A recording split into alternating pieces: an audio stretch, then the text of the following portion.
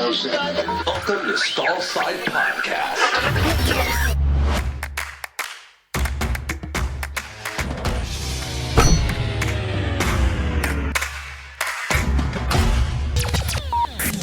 Bart, how goes it? It goes great. How about you? It's good. Yeah, good to be back here with you again. So who's on the show today? Today we have Dr. Liz Elzer, who's a surgeon in our Saratoga practice. You know, we've got these other satellite clinics, and thought it'd be a great idea to have her come on and get to know her a little bit better and have her talk about the Saratoga practice. Yeah, Liz is an interesting character. She's done a few things in her life before she was a surgeon. She's very accomplished in all of them. And she brings a great focus to the practice in Saratoga. And we're just really excited that she's up there. She's building a good practice, and, she's enabled us to grow sufficiently that we can actually employ other people so we can actually provide more services to the clients that are demanding them. Yeah, and she's a very humble talent too, and I think you'll probably see that as we talk to her today, that she's very underspoken. Yeah, I think that's a fair comment. Very accomplished, very skilled. Has done some very diverse things in her life to get to this point. Yep. But and there's no doubt at all that she is a major driving force in the Saratoga practice. Yeah. She's doing a great job. So I'm excited to have her in. Yeah. So coming up now on Stall Side, Dr. Liz Elzer from the Saratoga branch of Rood Riddle Equine Hospital. Dr. Elzer, welcome to Stall Side. Thank you. Thank you for having me. Yeah, thanks for joining us all the way from New York. Appreciate it. You're welcome. I'm glad to be here. Yeah, so Liz, tell us a bit about yourself. As far as my background goes, I was actually a farrier before I became a vet. I did that for 10 years in the Northern Virginia area.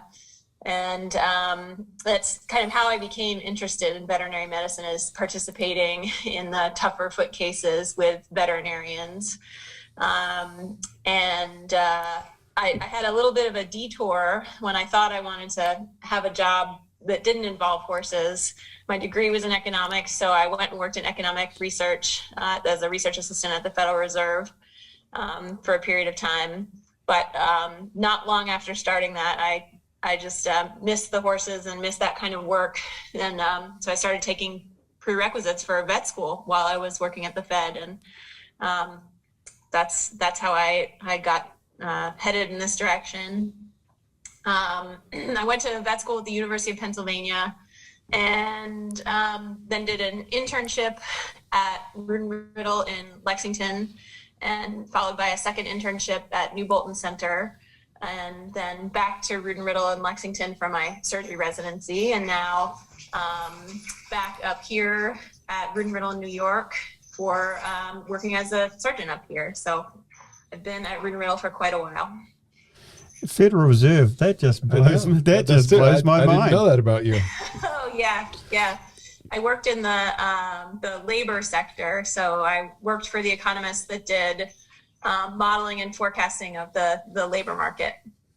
So, well, that's a long way from veterinary medicine. Yes, it is. It is. It was actually a fascinating time to be there. When I started there, the very first briefing that I attended, I'm going to have to check my dates here. It must have been 2006 or 7. But the very first briefing that I attended was entitled, "Is the Housing Market Overvalued?" And if you recall, shortly after that, the housing market did indeed. I guess you screwed that up. Quite revalue itself. So she shouldn't have said no. Yeah. You're absolutely not. We're just fine. Yeah. New career for Liz Elzer. Yeah. Well, that's great. Well, I'm glad that happened. And she found your way to us. So tell us about the Saratoga practice and what your role is there and what's going on there. Sure. So I'm one of 2 surgeons there. We have been growing a lot. Previously, at the practice, there's been basically, 1 hospital clinician and maybe, 4, 5, 6 ambulatory vets, depending on the time. And, but the hospital practice has really grown. So rather than just having a single hospital clinician that handles everything, we've now got 2 surgeons and 2 internists. which means that we can really handle a lot bigger volume and are growing the practice quite a lot, which is really exciting. So there's myself, one of the surgeons, and then Shannon Hinton is our other surgeon. She joined us about a year and a half ago almost. Lindsey Rings is the first internist that we hired up here, and she was a Rood Riddle intern alumni as well. And then Sarah Thomas is the second internist that we recently hired up there. So we have a really great group of people up there in the hospital now, in addition to the terrific ambulatory vets we have. So it's a pretty exciting place to be. So you're a surgeon. What's going on with surgery up there? I think probably one of the exciting things that we have going on now is we're really expanding our diagnostic imaging capabilities. We've had bone scan for quite a while, and obviously digital radiography, a very high-powered ceiling-mounted digital radiography unit in the hospital. But in addition, we have recently added fluoroscopy, which gives us better ability to do imaging guided fracture repair and things like that intraoperatively. We've recently gotten a CT, which is going to be really terrific for fractures and complicated, anything with this in the skull, sinus, teeth, anything like that. And then we're in the process of getting the licensing sorted out for PET scan, which we'll have seasonally up here for the race meets, most likely starting next year. So you mentioned PET scan there. What is it? Yeah. And you mentioned for the race meet. So how are you going to deploy that PET scan at the race meet? How's that going to make a difference to the horses there? Yeah, so PET scan is similar to bone scan. There's a radionuclide, radioactive substance that's injected into the horse, and which localizes to areas of high bone turnover. For the substances that we use, we're typically focusing on bone. Sodium fluoride is what we use for PET scan, and it's a relatively new technology in horses, but a bone scan is typically most useful as, say, looking at the entire, body or the front end or hind end or whatever of the horse, wherever you think the lameness is. If you are having a difficult time localizing it, is the most common reason. A PET scan is more useful if you've localized the lesion, and it also has, it is a three-dimensional imaging modality. So you can very specifically, rather than say in a bone scan, you might just have uptake in the area of the sesamoid, but you can't tell anything more specific than that. With a bone scan, you can look at more specifically where that uptake is. Is that potentially in a worrisome spot or a less worrisome spot, and you can also co-register, because it's a three-dimensional imaging modality. You can co-register the PET scan images over CT images. So if you have a CT lesion that you're trying to decide, how metabolically active is this, you can compare it to the PET scan images and get more information that way. That's pretty impressive. Yeah, so those machines talk to each other. Not so much talk to each other. It's a process that I personally don't co-register those images. Dr. Garrett could tell you more about that, but it's a sort of a post-processing.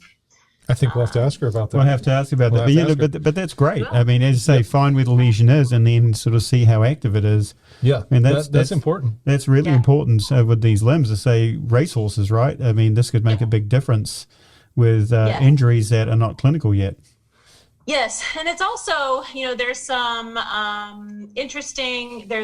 potentially interesting applications for differentiating between, for example, if you block a horse to either say the lower joint of the knee or the proximal suspensory region, it's those joints are not 100% specific. So if you block it out to the knee, is it the knee or is it the suspensory? Or in the hind limb, is it the hock or the suspensory?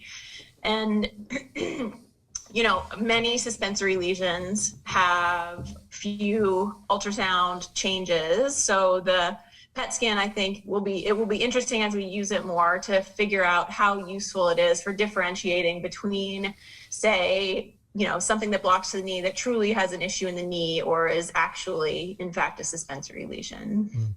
You have uptake at the origin where it comes out of the bone. You mentioned about the CT helping with orthopedic things or things in the skull. How have you used the CT recently to help you put something back together again? And how did you think that actually enabled you to get the best possible result? Yeah, certainly it's extremely useful for anything to do with the head, just because that's such a complex region with so much overlapping anatomy that, when you compress that into a two-dimensional image on a radiograph, it's very difficult to interpret, read through all the lines on that radiograph. So in the CT, with the three-dimensional, obviously it's a three-dimensional imaging modality. So almost nearly anything in the head is going to be better imaged with the CT. So sinus lesions, tooth lesions, subtle tooth fractures, or even sometimes not so subtle tooth issues are difficult to diagnose on radiographs. And in terms of fractures, we have used it lately on some racehorses that had a degree of lameness that was disproportionate to their radiographic findings. And with the CT, we were able to find or confirm the presence of what we suspected was a short, subtle fracture that could have propagated and become something worse if we had not found it and then fixed it appropriately. So that's what we've been using it for so far. We're excited to keep using it. We're glad to have it. Besides racehorse orthopedics, what other types of surgery are you doing up there? Honestly, we do a little bit of everything. That's one of the terrific things about this practice, and why I think it has a ton of growth potential is we really have the gamut of all different types of horses up here. We have the race horses primarily during the meet, but there are race horses here year round. We have the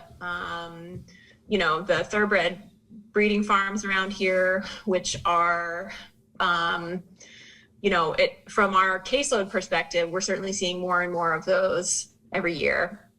I think that 2 years ago, for the previous 3 years, we had seen, sort of 12 to 15 dystocias in a breeding season, which is a moderate number. And this year we saw 25. So we certainly are seeing more and more of those emergencies. Other breathing related types of surgeries in the spring, broodmares with large colon volvulus. I mean, we really see the gamut. And then, as yearlings are getting ready to sell, we see a lot of arthroscopies and transficetal screws. So honestly, a little bit of everything. There's a very healthy show horse population up here. So we're seeing a lot of lameness which is nice. And we actually just put in a new ring so we can do ridden lameness exams up here. And we're excited about that. How does a ridden lameness exam alter your diagnostic thought pattern? Yeah, I mean, there are lamenesses which are truly difficult to see in hand or are more pronounced under saddle. And there are some issues which are difficult to see consistently in hand, but which the owner or rider can perceive. And it can be very valuable to, with all the appropriate consent, if you're putting someone up on a horse that's had, say, its foot blocked or something.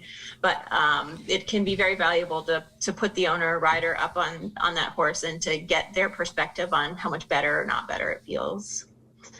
And in particular, there are things like, say, kissing spines, where the problem is typically under saddle, where it's difficult to block that and assess that without a rider up. You can try like a weighted surcingle, but it's not the same. So Liz, you've talked about the people, and it's great that we have the board certified surgeons, the medicine people, and access to a podiatrist, and there's lots of things up there, and you've got the diagnostic tools too. So it's interesting that we've it's not Lexington, it's not the Lexington practice, but really you have most of everything that we have. Talk a little bit more about the facility and what you have there, because if you haven't seen the practice, it's very nice.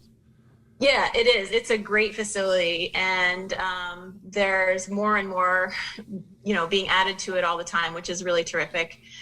We have the original barn on the property, and 2 additional barns. And I think between all of them, we've got about 25 stalls there. We're adding 8 more right now.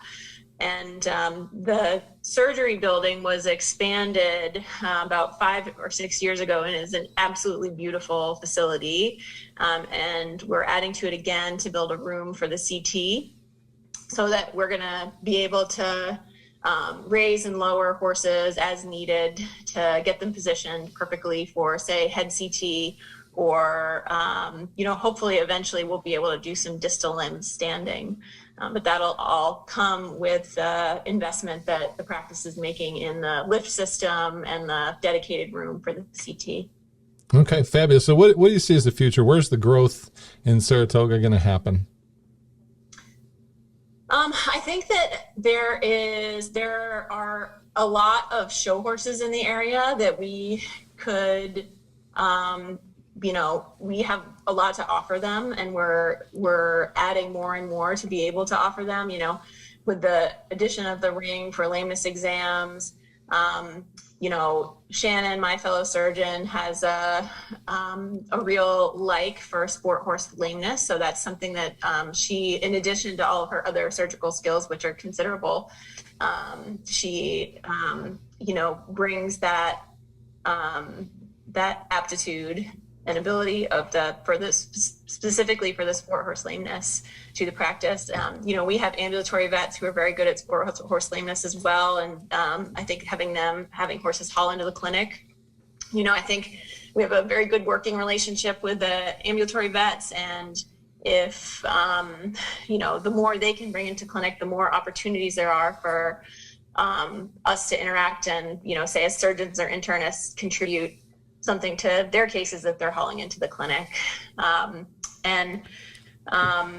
I think as far as other avenues for growth, I think as long as we're just continuing to do the best work that we can, there are a lot of resources in Saratoga. And, if we're doing the highest quality work that we can and always continuing to get better, I hope that we'll see more and more of those horses as well. Yeah, absolutely. So if you've never been to Saratoga, it's interesting. It seems like, especially during the race meet, everything revolves around the racetrack. It's really, really a neat town. But as you've outlined, our practice is a lot more dynamic than just the thoroughbred racehorse. Yeah.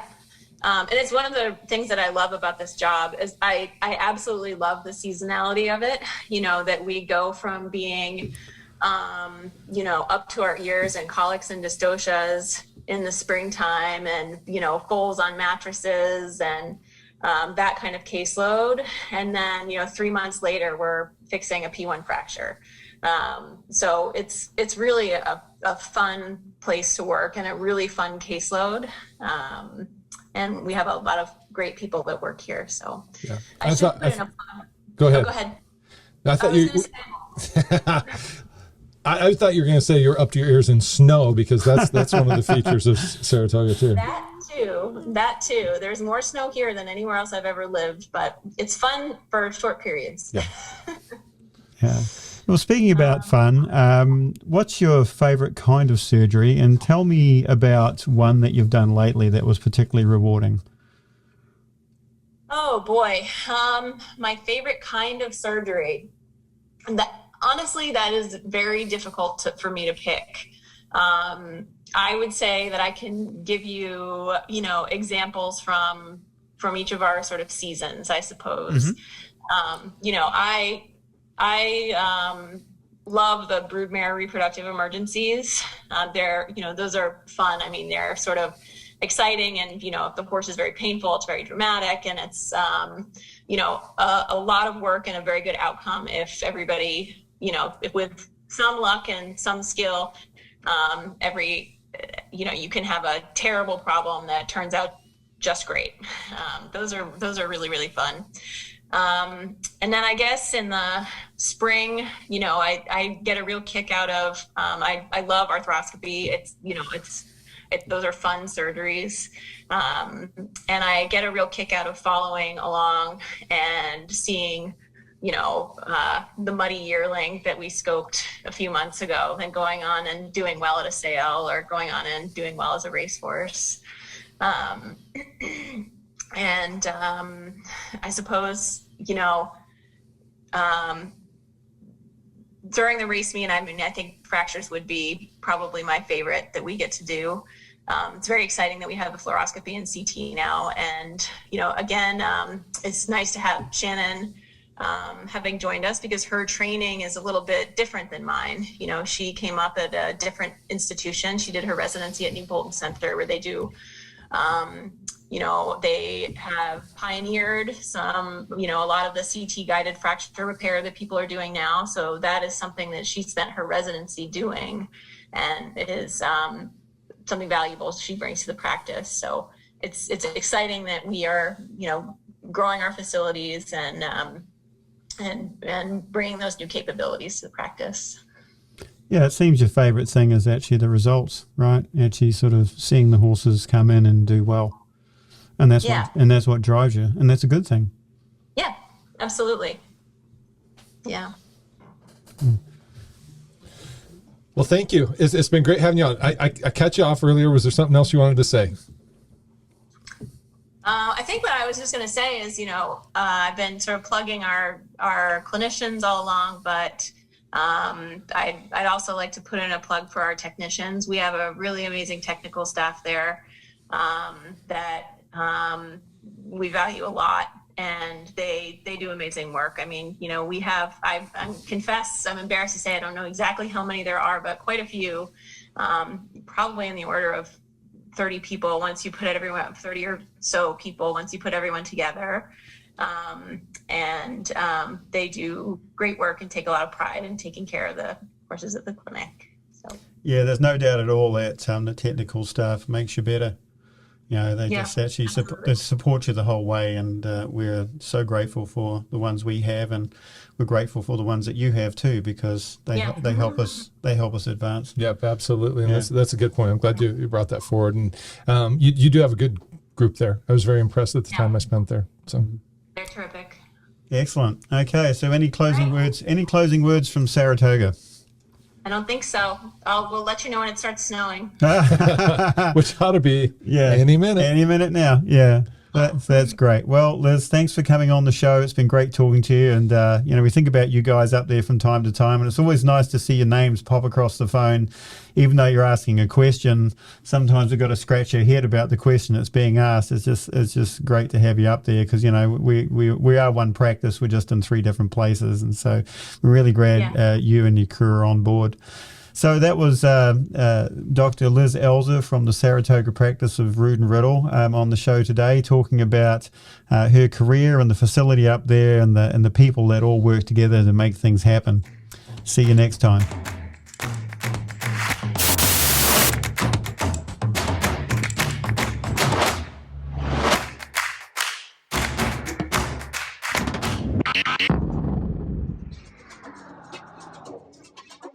Stallside Podcast is brought to you by Rood Riddle Veterinary Pharmacy. As partners in your animal's healthcare, we strive to bring you the highest quality medications, including custom compounds, that are formulated and produced right here in our pharmacy. Along with medications, we also strive to bring you high quality and relevant information, such as that available here on the podcast. So if you like what you hear and see, be sure to refer us to your friends, and remember to hit that like button and subscribe to our channel. We've done a lot of great episodes already that you may need to catch up on, with more just around the corner. One last reminder, nothing you hear on the podcast should be construed as veterinary advice, which should only come from a veterinarian with whom you have a relationship.